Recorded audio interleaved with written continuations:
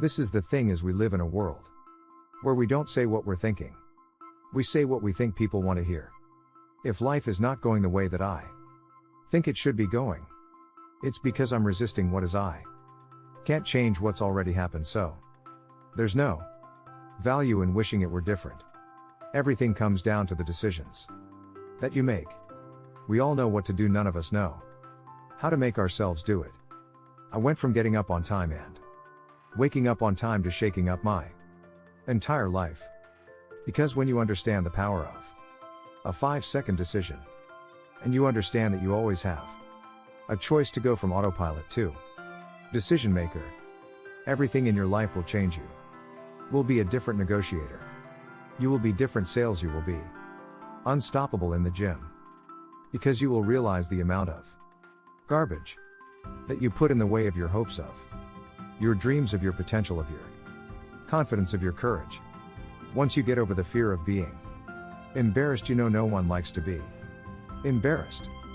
But once you get over being scared of being embarrassed, it's super liberating. And it allows you to go into lanes that otherwise you wouldn't go into, and everybody's wired differently. You know, everybody's wired completely different. It's hard to rewire someone to take to be, comfortable. Taking risks, comfortable with being embarrassed. And I think it comes from having a lot of egg on your face and learning along the way. If I ever feel like in any moment life is not going the way that I think it should be going, it's because I'm resisting what is. Someone didn't turn in their work on time, and I'm just like, getting that way, or something didn't come out right, or the delivery doesn't come, or the technology breaks. Again, we can list anything in that slot. Right. It's me arguing with reality. I'm making myself miserable in that moment because I'm choosing to argue with what is. That's always a losing proposition. So the more awareness I can bring to that and go like, is this really how you want to live your life in this moment, Marie? Because every single moment, as you know, sets you up for the next moment. And you string these moments together. And guess what? You have your life. Until we get to that incredible death bed, we never know when that's coming. So every single moment is an opportunity for us to check ourselves before we wreck ourselves. And so I just try and play the game. If I'm miserable, if I'm upset, if I'm angry, if I'm cranky, it is my responsibility, because it's based on what I'm thinking or believing. In that moment, it's not the outside world causing me to feel this. It's what I'm doing up here that's making me have that reaction. And if I'm the problem, I am also the solution. Do you have a roof over your head right now? Yes, then things are damn good. Is there some food in the fridge? You're probably luckier than millions of people on the planet right now. Is there running water in the kitchen and in the bathroom? Yes. Again, you're better off than probably a billion people or more. So that little reframe helps me. And then in the moment, again, it sounds so simple, but I think we're all searching for these really complex things, and we don't need them. If you can catch yourself arguing with reality in the moment and realize that's not a wise thing to do, you can then back yourself up and go, okay, that didn't turn out right, so what am I going to do about it? Am I going to be miserable in this moment and let this ruin my night, or am I going to send off the email to say, hey, when's that work going to come, and let's readjust our communication plan so this doesn't happen again? But the argument and the irritation is not necessary to get a new result. I think you can always get in that super grind mode, that real push, that sprint to get things done. But as in any sprint, if you're an athlete running a quarter mile, you're going to need recovery after that. And I think that's something that we can sometimes fail to recognize. That you don't actually get stronger when you're sprinting, you get stronger when you recover. And I think the psyche is just the same as the body, in that we perform best when we have periods where we push, and then periods where we reflect, integrate, recover.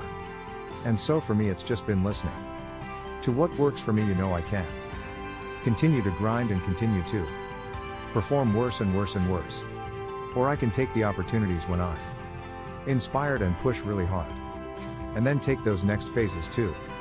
Recover, adapt and try and come back the next time and sprint even faster, sprint even farther, but it's just finding that balance that's really effective for me to get what I need to get done. And how do you find that is there? An internal, a self-awareness that you've cultivated.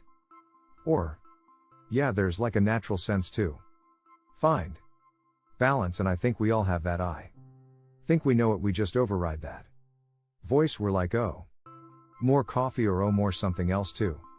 Hide the signals that our body is naturally telling us, our body is constantly giving us clues, but the problem is it comes with a whisper, and we can drown out that whisper in a million different ways, with distraction, with mental processes, with physical things like I said, drinking coffee or taking Adderall, or doing whatever you need to do to drown out that sound that says, hey, really you need to sleep, that's really what your body is asking for.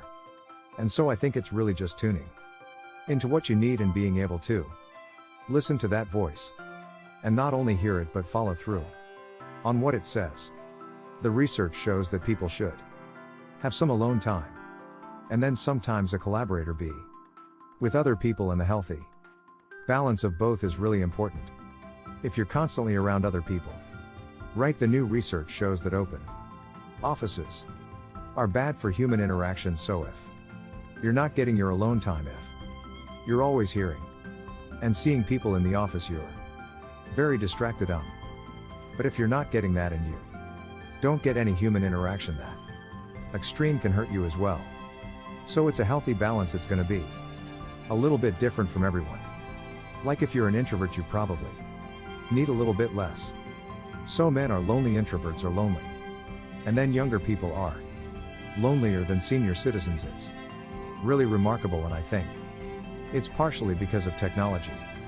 Because I think it's hard to be very empathetic and have a strong connection if you don't see and hear someone for a long period of time. And people default to using their devices, right? And so people tap their phones over 2,600 times a day. They look at their phones every 12 minutes. They're using their phones all hours. They're sleeping with their phones, which isn't healthy. And so we just have to be really smart about how we're using this technology. And what I say in the book, and the core of what I'm trying to get across, is use technology as a bridge to human interaction. Don't let it be a barrier to the very relationships that you need to survive. It's not just about work, it's about survival. So I make a huge case for work friendships. This is the thing, is we live in a world where we don't say what we're thinking. We say what we think people want to hear. I feel like if I planned ahead, you wouldn't be hearing me, you'd be hearing something I prepared. And if I was doing something that I prepared, it would be because I want to get something from someone. We say, am I doing this right? Am I doing this wrong? That question implies there is a right or wrong way, and how do you measure that? Did it sell something? Did people like it? Did I get approval from the audience? So I also feel that in the moment we're always feeling something. If you just say what you're feeling, then you actually create a space where the person across from you or the audience goes, oh, I know what that feels like, and I can connect with you. But in trying to prepare something, often we block what we're feeling and then bring something that we prepared earlier in the day. And people miss out on the real you. I had started a career in direct sales, and I learned something in my training from my manager called the 5-minute rule. And he said that when you're out there in the field, you're going to have disappointment, you're going to have rejection, you're going to set a goal for the week, you're not going to hit it. You're going to hit it and then have the order cancel. He's like, you're going to deal with a lot of stuff. It's a microcosm for life. And he taught us what he calls the 5-minute rule. He said, so when things go wrong, we have a rule. It's okay to be negative, but not for more than 5 minutes. Give yourself 5 minutes. Set your timer on your phone. You would literally teach us at the timer you get 5 minutes to moan, complain, cry, vent, punch a wall. Whatever, and after 5 minutes, you take a deep breath and say 3 really powerful words: can't change it. And it's simply an acknowledgement that I can't change what's already happened, so there's no value in wishing it were different. And essentially I learned through reading Eckhart Tolle and things through years after that. Every negative emotion that we have is self-created by the degree of resistance that we have to our reality, whether it's past reality, whether it's happening right now, or whether it's even a projected future reality that we're afraid of. So I was 20 when I had the car accident. And so in the span of 5 minutes I woke up. I was told I would never walk again. United 11 broken bones are permanent brain damage, and I went, well, can't change it. And I told my dad, I said, Dad, there's two possibilities. Number one, the doctors are right and I'll never walk again. And I've imagined that possibility. Okay, I'm in a wheelchair the rest of my life. I promise I'll be the happiest person you've ever seen in a wheelchair. Because I'm in a wheelchair either way. I'll be happy, I'll be grateful. Why be miserable just because that's my unchangeable circumstance? And I said the possibility number two is I will walk again. And I don't even know if it's possible. But I do know that that's what I want, so I've accepted the worst case scenario. I'm at peace with it, and all of my energy is going into walking again. And a week later the doctors came in with routine x-rays. And they said, we don't know how to explain this, but your body is healing so quickly. We're gonna let you take your first step tomorrow. That was 3 weeks after the accident. It went from like never walking again, and then I took my first step the next day. Every adversity that I've had since then, I'm able to leverage the lesson of, hey, if I can't change it, the only intelligent choice I have if I want to be happy is to accept it. You